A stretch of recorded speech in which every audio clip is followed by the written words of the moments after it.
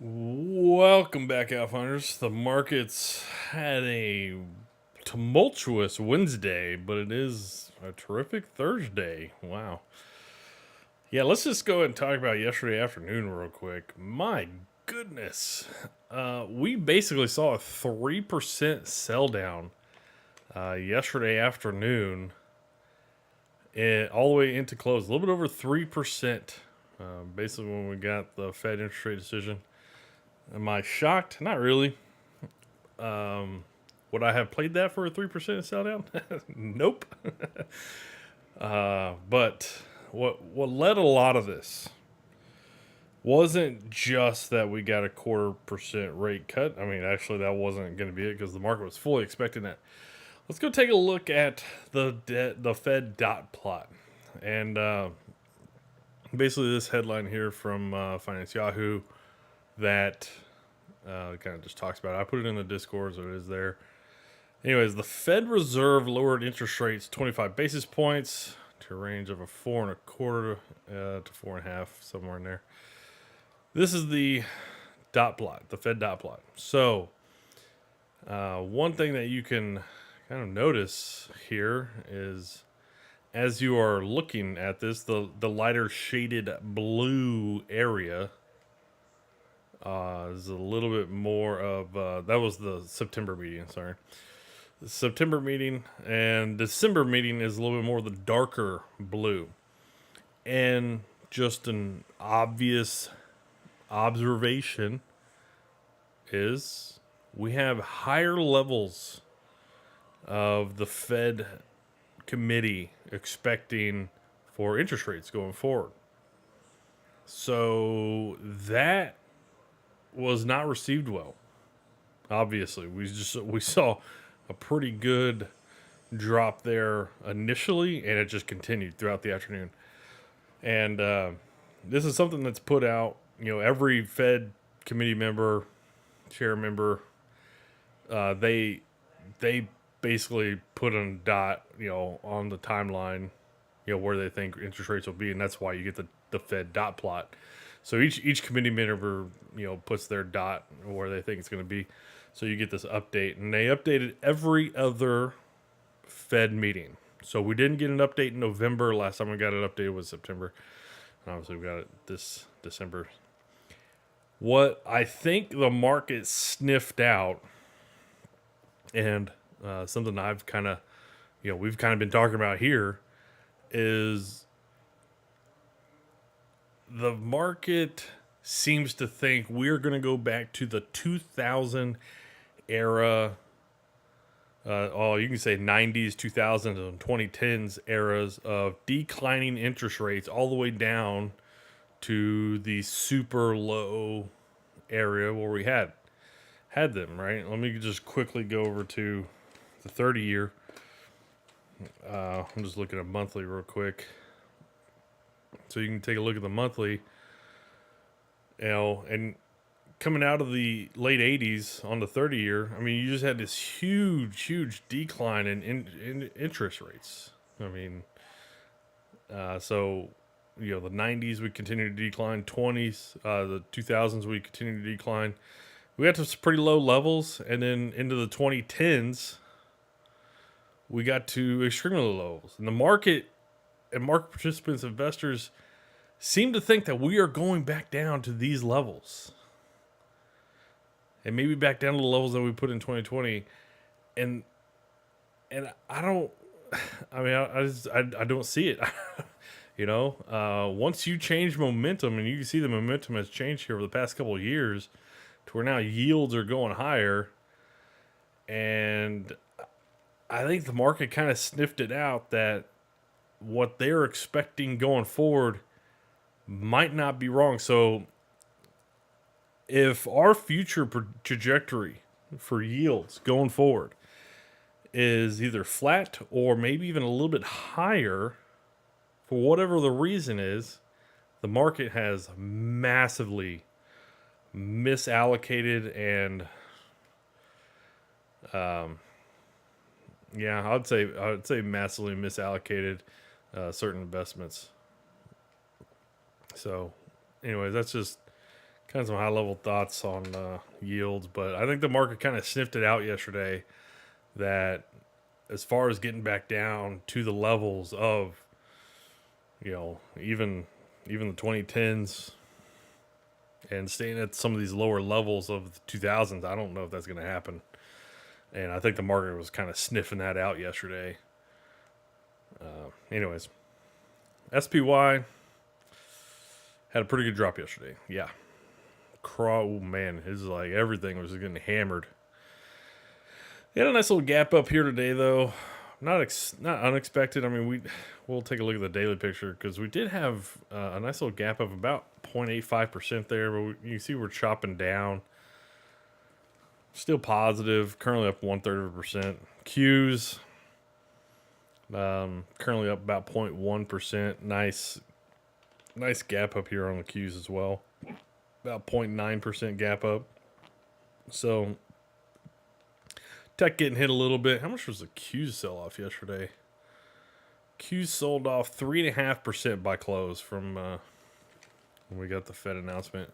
IWM got wrecked yesterday. My goodness. I mean, you can see the IWM was completely caught off guard by this.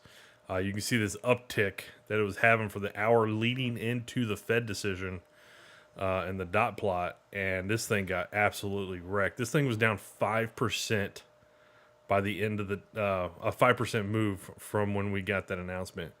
So the IWM got absolutely shredded. Obviously, IWM, smaller, medium-sized businesses are not going to benefit from a higher interest rate environment, right? That's not exactly a beneficial thing for them, but yeah, it is what it is. Anyways, are currently down 0.4%, so they had a decent gap up, but they have traded negative. Everything's traded negative from the open today. DIA down, currently up, down, yesterday, obviously, but currently are up about 1/3%. RSP's currently negative.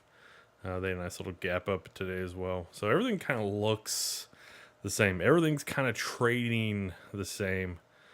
Not too much indifferent. The RSP, man, it's just unbelievable, man. How many days in a row, and then you get this, not even how many days in a row you got red candles, and then you have this huge drop. I mean, there's not a green day in there for the past like 2.5 weeks. It's just nuts, man. Yeah, I got nothing. It's in between the 100 200 moving averages. And that was kind of the interesting thing about yesterday's sell-off. I mean, just the massive air pocket that of investor sentiment on what they've wanted to continue to happen and what they think is realistically now going to happen. DIA, yeah, pretty big breakdown. Didn't quite get to the 100. Currently up. IWM broke through the 100 moving average. I mean, it's back into its choppy zone pre that before the election pop off there. Qs. So this was an interesting one.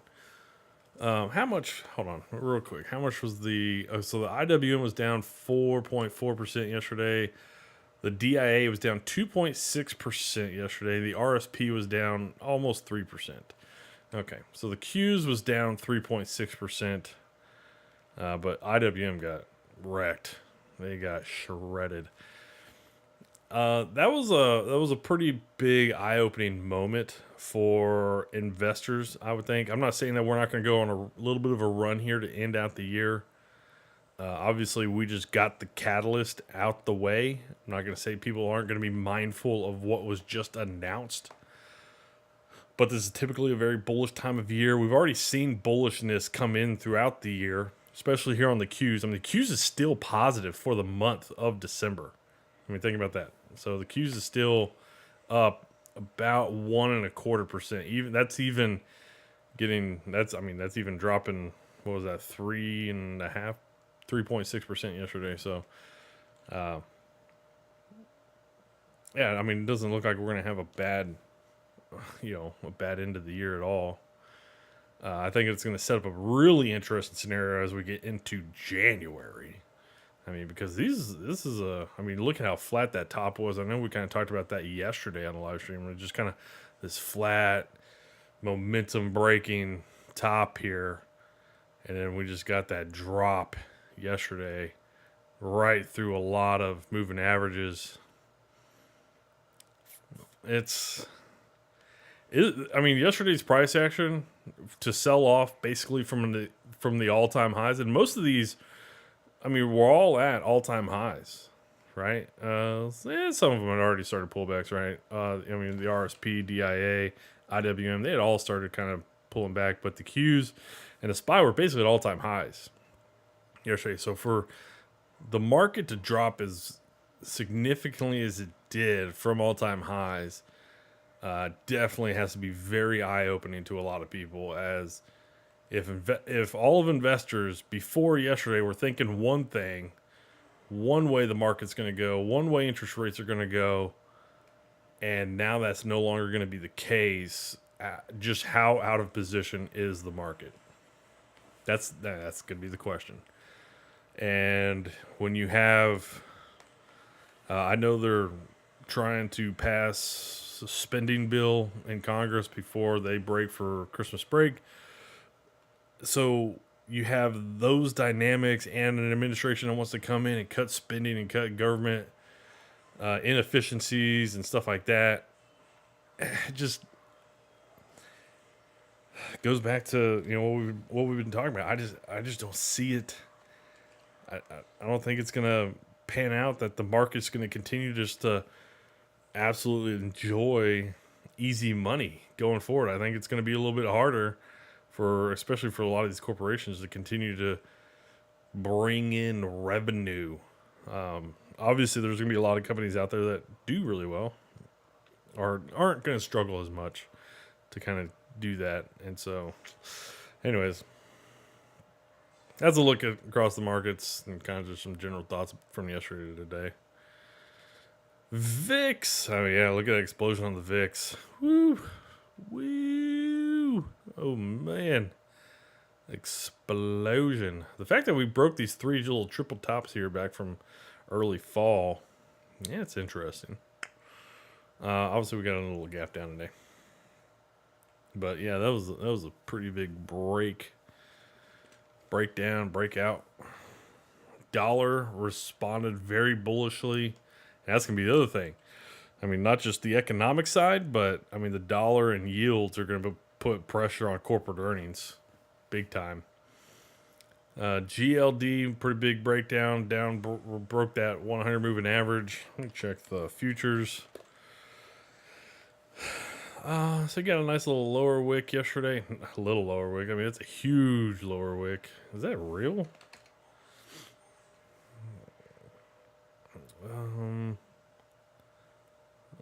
I don't think that's real. That doesn't look real. I mean, there was a bounce, but I think that should have been in like today's. I think today's upper wick that looks real. That lower wick for yesterday's GLD or gold here, that should not be. It should have held lower. That might be just a pricing anomaly here. So you got a pretty good breakdown day yesterday. You got a large upper wick coming in today on the future side. That actually doesn't look like a bad bearish plan. I know I have said adamantly over the past year, I don't want to play gold bearish, but you're getting to a point where you got a pretty large air pocket in here, and that's a pretty good setup there. That's a pretty solid setup. So breaking through that 100. If you want to try and take gold, I mean, I wouldn't do it, but I'm just saying that's not a bad setup. That's all. Anyways, GLD probably going lower. Yeah, yields. Not shocked. Not shocked. Yields are higher, right? We saw the dot plot. Mostly just shift higher. 2-year yields actually down pretty good today. Interesting. So That 10 and 2 is probably going to be really high today. And then take a look at the 30 year. 30 years exploding higher. Yeah, so we take a look at that 2 year. Yeah, look at that thing exploding higher. So yeah, we were definitely done. We are definitely just going to be inverted now. I'll keep an eye on this for the rest of this year, for the next couple of weeks, and then probably won't have to worry about it as much anymore going forward. As far as the 10 and 1, let me see the 10 and 1. That was the 10 and 1. Yeah, 10 and 1's definitely rocketing. So yeah, I think we'll be good. I'll continue to monitor this as we wrap up this year, but after that, we're probably going to be done with the yield curve inversions. HYG, man, they got wrecked. They were definitely giving you some warning signs last week. Definitely giving you some warning signs. Dropped off to the 200 moving average on the HYG there. LQD, massive breakdown. I mean, look at that little pennant pattern. Oh my goodness, that was super solid. This thing's getting pretty extended though, from the shorter term moving averages. I would not say it's not going to drop a little bit more. It probably makes sense, but you're probably going to get a decent bounce here. If you're digging the idea of playing some of these bonds bearish, you're going to have a pretty good retest probably into this 108 level here, at least on the LQD. I would imagine you're probably going to get a retest there. So, and you can kind of layer into this, probably like right here at the lower end of this little lower wick from November 15th. And then your probably last spot would be right here around the 109 level, or wherever the 200 moving average would be.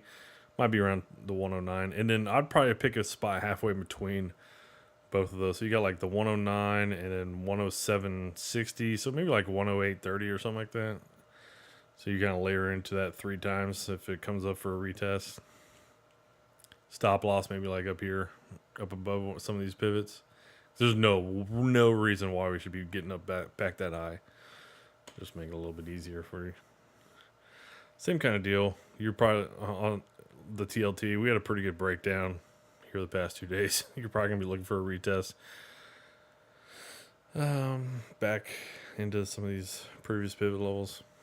Anyways, yeah, we got some pretty large issues going on out there now.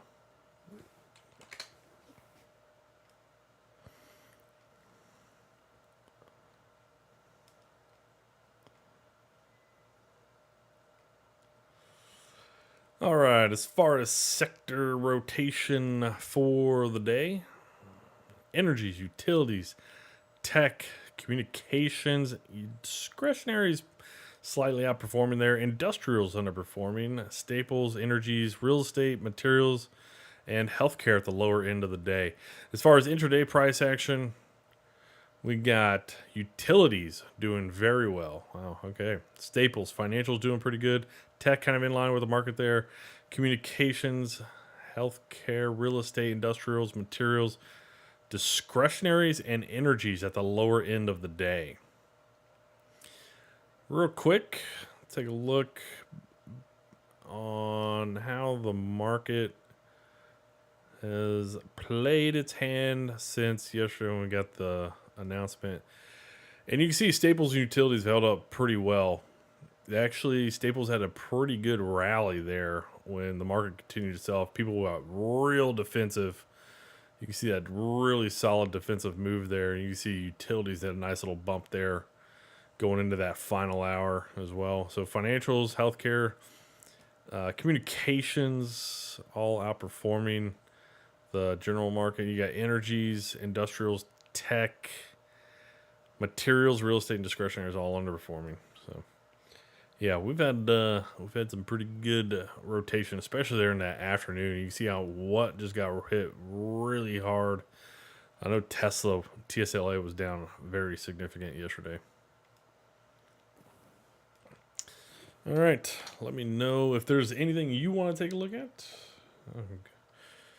There is so much movement over the past day. It's kind of nuts. U.S. new vehicle sales set to rise 7.3% in December. Okay. U.S. economy grows at healthier pace. Oh yeah, I didn't even look at weekly stuff. So yeah, we got some GDP update stuff, but initial jobless claims came in at 220K. Forecast was calling for a drop to 230K because prior was at 242K. So it dropped more than expected. All right. I don't know. We've got some other stuff. Philly stuff. Whatever. Apple finally added ChatGPT to the iPhone. Will it boost sales? Why would people buy iPhone for ChatGPT?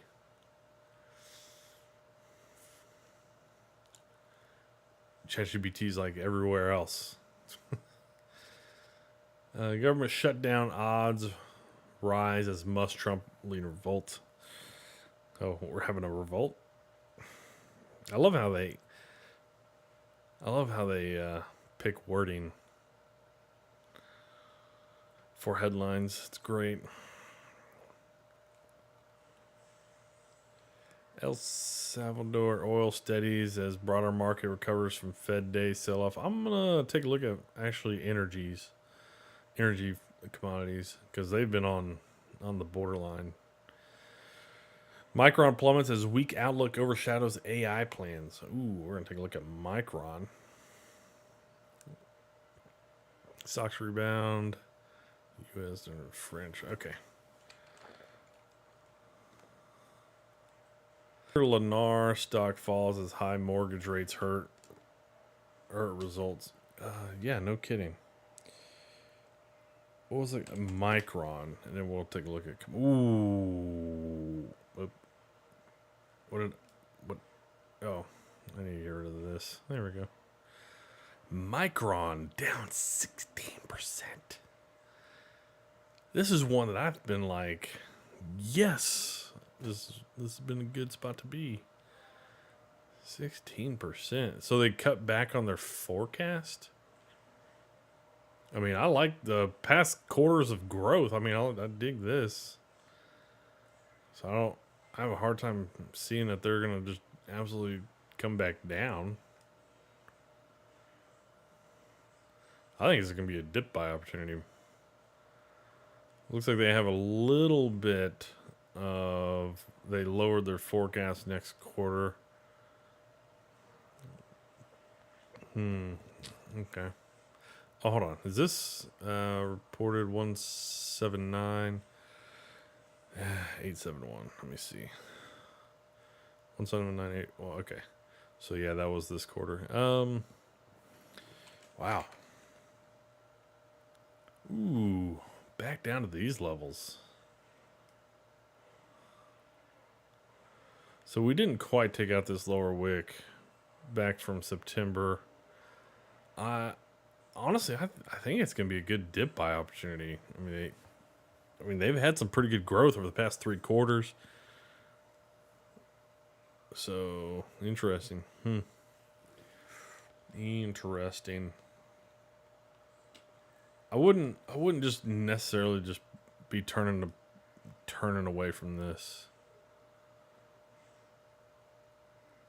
This is one of the few companies that's actually proven that they're accelerating their business, that the business is accelerating revenue and earnings wise. But I mean, they just kind of dinged their forecast, which I mean, to me, it's just a dip buy opportunity.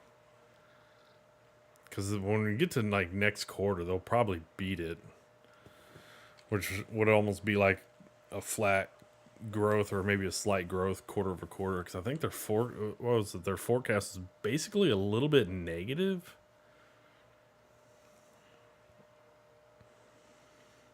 Estimate of 871. Yeah, it's a little bit negative on the forecast for next quarter. Not bad, but it's still higher than previous quarter. So, I mean, they're obviously going in the right direction. I had a hard time believing that they're going to just continue to drop off quarter over quarter going forward. So, yeah, anyways, I'd be looking for good deals here on Micron.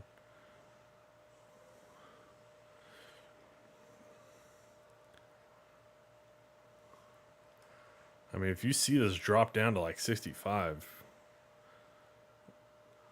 low 70s to 65, you got to be getting in on this. I'll keep an eye on that. Absolutely. I think it probably will wind up breaking down this level here, though. That's coming in, that's getting back into. Especially if the market kind of picks up some steam on selling, having some sell-offs. Because it's just floating right on top of that level. Trying to bounce at. What is this? VRTX, is that Vertex? Down 13%. VRTX. Vertex. Pharmaceutical major down 13%. Got a price cut. Got a price cut. Okay. Hold on. Was there something else to that?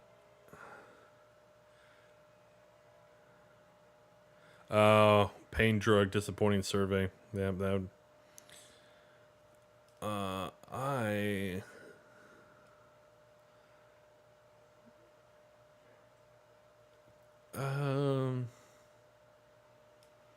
Lamb Research down a little bit over 5%. Understand that I am rooting for some of the bearishness to kind of continue to come in on some of these semiconducting companies. Not because I'm a bear, but because I want to buy these guys on some good deals. And they've had some pretty good runs. You know, you can see from late 22, when we had that bottom in the market back in like October that year. I mean, they've had some pretty strong runs. And it's like, yeah, I'm about it.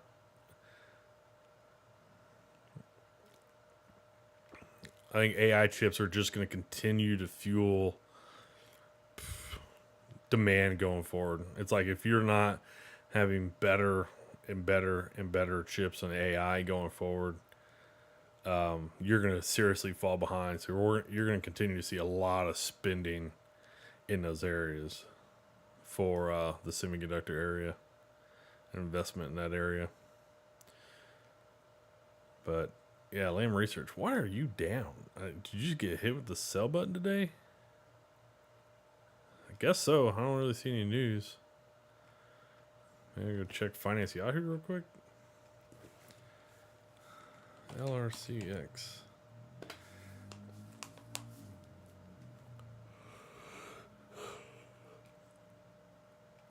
All right, check the news and then we'll check.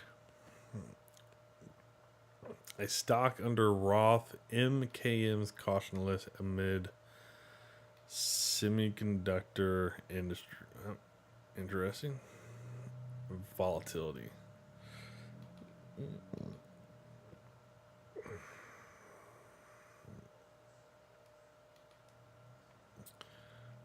Honestly, I don't really care why. That because the market didn't drop off because of an opinion piece. Yeah, interesting. I doesn't look like anything today for semiconductors. So have no clue what drove LRCX to gap down and trade lower today. CVS is down pretty good. This is a business that is probably going to go away. That and WBA Walgreens Boots Alliance, right? Yeah. I just have little understanding on their business and its relevancy.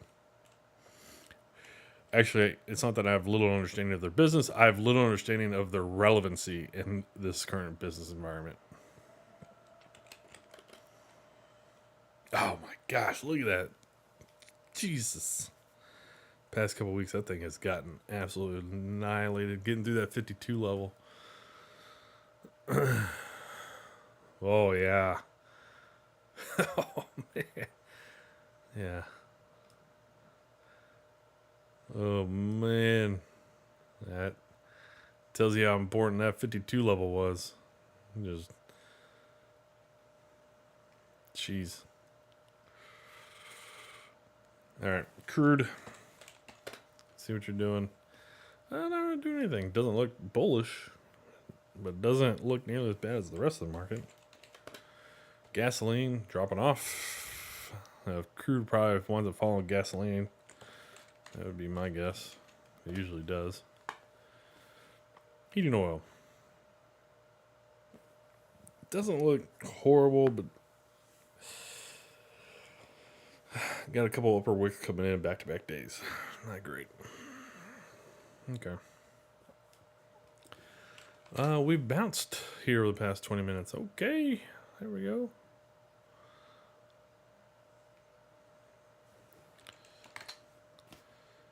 All right. SPY is actually negative for the month of December. 2%. 2% down.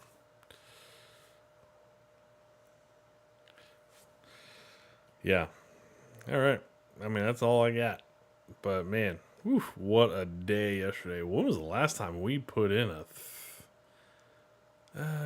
not quite 3%, but it was almost 3%. I mean, it's been a long time since we sold off like that. Back in August on the SPY, we sold off... I mean, mostly we just gapped in. Whoa, what led that? August 5th.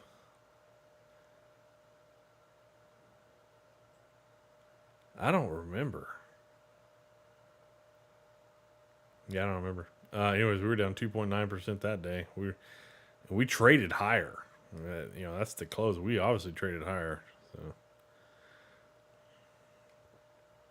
that is by far one of the biggest sell down days, intraday, that we've had in a while. A long while. This is a pretty good sell down day, but we're going all the way back to 2002. So we haven't had a good intraday sell down like we saw yesterday in a while. I mean, this is going back to a Fed day. This was another Fed day back in August of 22. This was a Jackson Hole day. So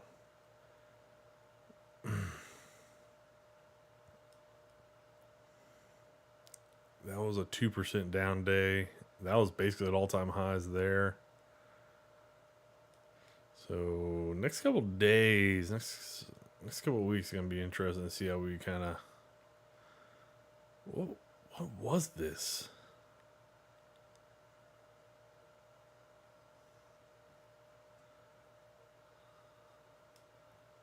Hold on. Was that the Trump assassination weekend? Maybe I forget when exactly. That was around then. That might have been when there was an assassination tip on Trump, the first one. No, that was I think that was in July. I don't know. It is crazy, all the crap that's been going on this year. Anyways, we're done. Yesterday should have been a big eye opener for many investors. It's not going to go. We're not going to go back to what we did in the 80s, 90s, 2000s, 2010s, as far as just continuously dropping yields, and therefore a lot of things are probably massively mispriced. So, Alphaners, have a great rest of your day. Take care.